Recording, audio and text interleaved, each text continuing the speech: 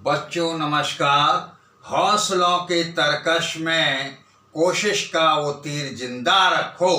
हार जाओ जिंदगी में सब कुछ मगर जीतने की उम्मीद जिंदा रखो। बच्चों, मैं आज आपको इंग्लिश स्पीकिंग कोर्स में माइट का इंटरोगेटिव सेंटेंस पढ़ाने जा रहा हूँ।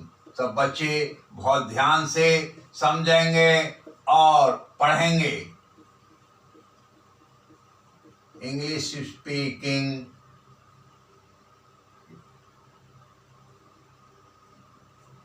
Course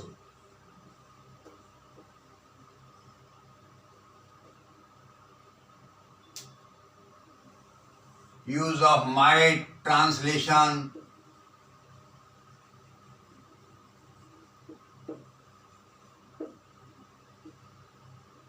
use of might, interrogative sentence,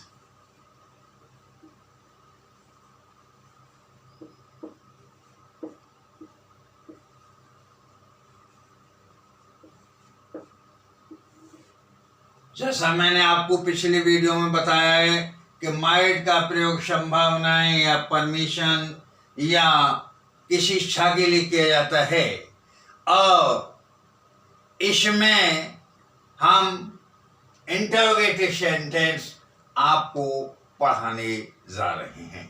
इसका प्रयोग पास्ट टेंस में होता है। सका, सकी, सके, सकता था, सकती थी, सकते थे वाक्य में आते हैं। ये सब आपको हम पहले ही पढ़ा चुके हैं। अब पहला इंटरोगेटिव क्या से प्रारंभ होने वाला वाक्य हम पिछली वीडियो में आपको पढ़ा चुके हैं।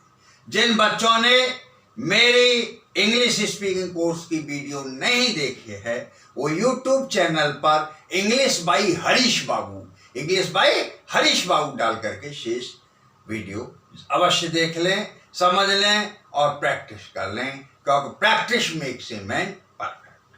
अब इसका फॉर्मूला है, जब प्रश्नवाचक शब्द वाक्य के बीच में आते हैं, कब, क्यों, क्या, कहां, कैसे, तो उनकी अंग्रेजी सबसे पहले लगाते हैं। उसके उपरांत हम माइट का प्रयोग करते हैं, फिर सब्जेक्ट, फिर वर्ब का फर्स्ट फॉर्म, फिर ऑब्जेक्ट इत्यादि की अंग्रेजी बनाते हैं। वाक्य के अंत में हम इंटरोगेटिव साइन अर्थात प्रश्नवाचक चिन्ह लगा देते हैं। फॉर्मूला देखिए, इंटरोगेटिव वर्ड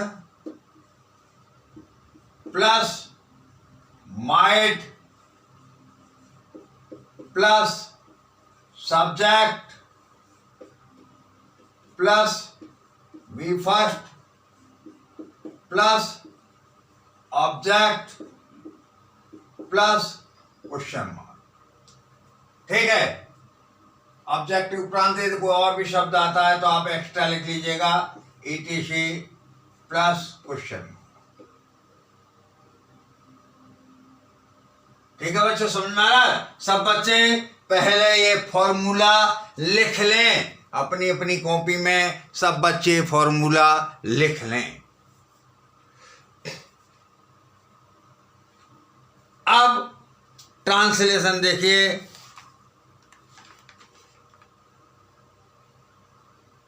संभवतः राहुल इस नदी में मछली कहां पकड़ सकता था।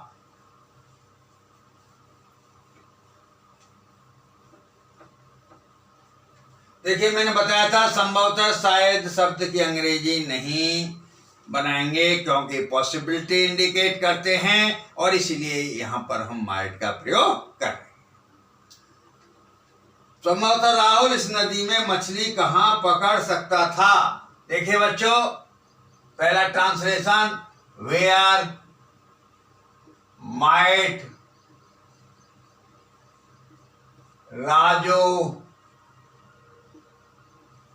Catch the fish in this river. सब बच्चों को समझ में आया? Where might Raju catch the fish in this river. शायद मीरा इस आंगन में कैसे नाच सकती थी। How might Meera dance in this courtyard.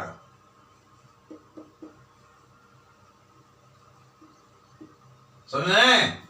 तीसरा, सोहन तुम्हें संभवतः अपने घर कब बुला सकता था? When might Sohan call you at his home? When might Sohan call you at his home? Sohan संभवतः तुम्हें अपने घर कब बुला सकता था? शायद तुम मेरे बारे में क्या सोच सकते थे? What might you think about me?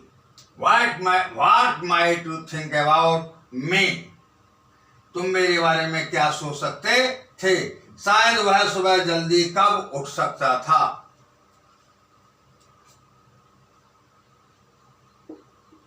When might he get up early in the morning?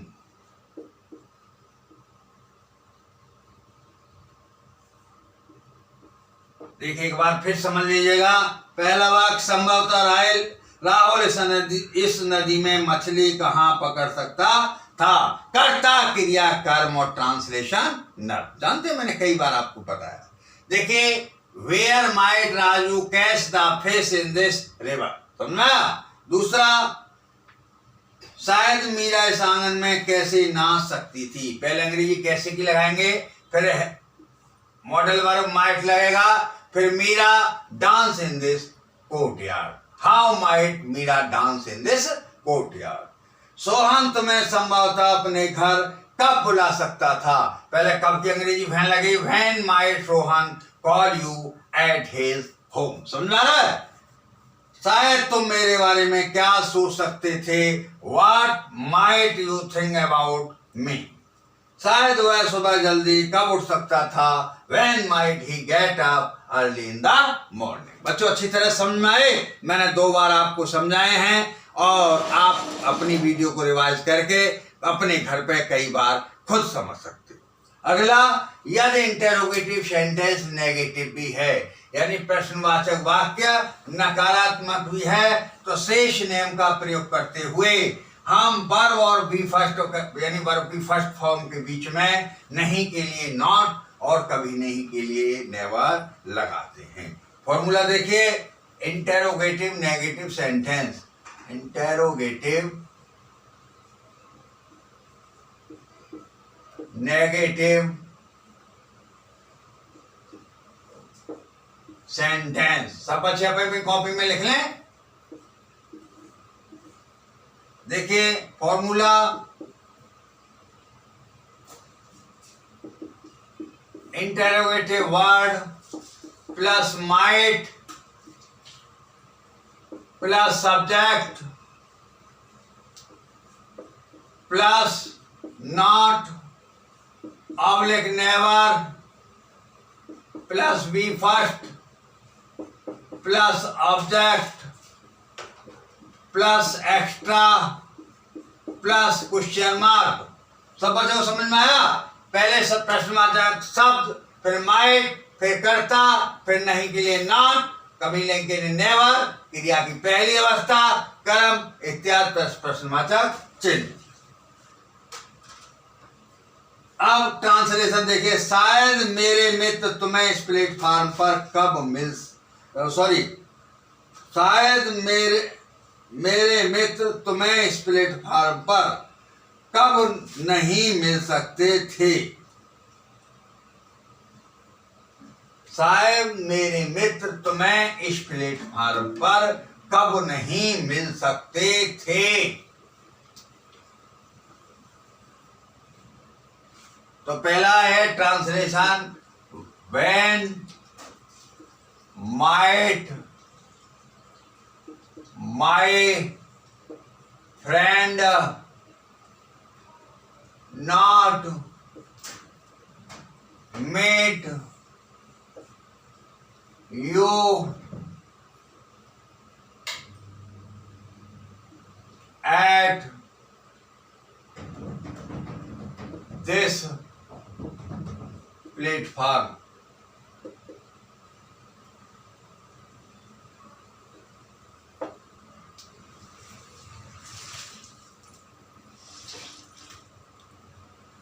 शायद तुम इस उत्सव में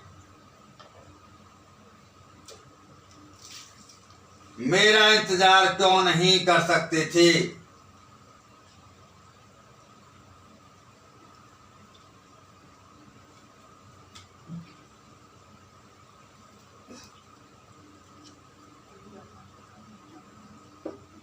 Why might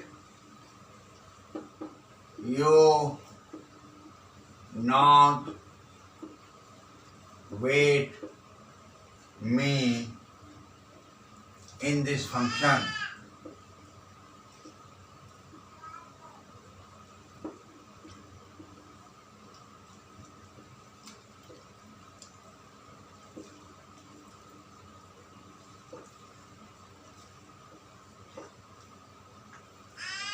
शायद कुछ मेहमान तुम्हें इस अवसर पर सहयोग क्यों नहीं कर सकते थे। Why might some guests not cooperate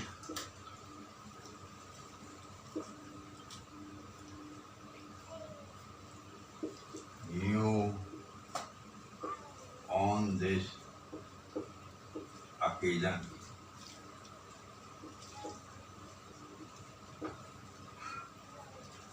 शायद विनय इस क्रिकेट मैच में भाग कभी क्यों नहीं ले सका। Why might Vinay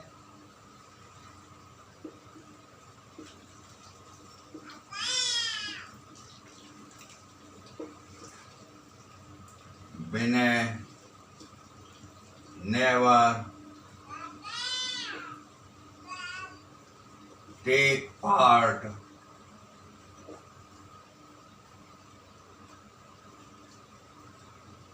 in this cricket match?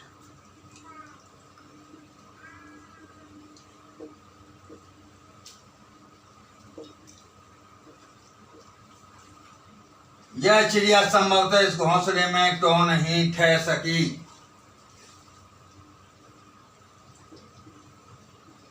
Why might this bird not stay in this nest?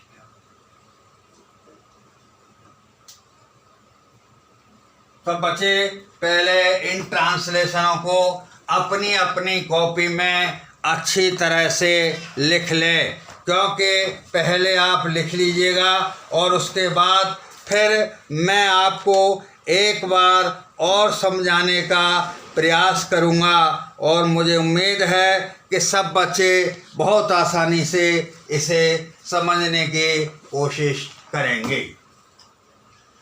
देखिए, शायद मेरे मित्र तुम्हें इस प्लेटफार्म पर कब मिल सकते थे। When might my friend not meet, M-E-E-T, meet समझ लीजिएगा बच्चों, meet you at this platform। Why might my friend not meet you at this platform? ठीक है। दूसरा, शायद तुम मेरा इस उत्सव में इंतजार क्यों नहीं कर सकते थे। Why might you not wait me in this function? Why might you not meet me in this function? तीसरा, शायद कुछ मेहमान तुम्हें इस अवसर पर सहयोग क्यों नहीं कर सकते थे? Why might some guest not cooperate you on this occasion? शायद विनय इस क्रिकेट टीम में भाग क्यों नहीं ले सका? Why might विनय भाग कभी क्यों नहीं ले सका? Why might Vinay never take part in this cricket match? शायद विनय इस क्रिकेट मैच में भाग कभी क्यों नहीं ले सका? Why might Vinay never take part in this cricket match? यह चिड़िया संभवतः इस घोंसले में क्यों नहीं ठहर सकी? Why might this bird not stay in this nest nest means घोंसला। बच्चों, आपको समझ में आ गए होंगे। आप इस वीडियो को ज़्यादा से ज़्यादा शेयर और सब्सक्राइब करें और आप अपने स्वास्थ्य का विशेष ध्यान रखें। Thank you. जय हिंद, जय भारत।